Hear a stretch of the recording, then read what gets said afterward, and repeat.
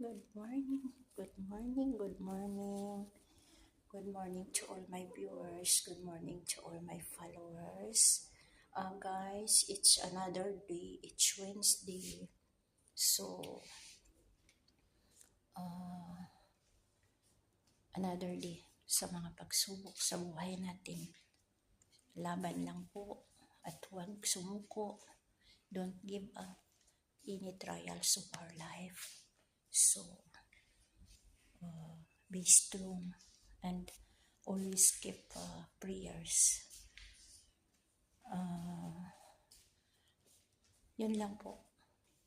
I just want to say hi and good morning to all my followers.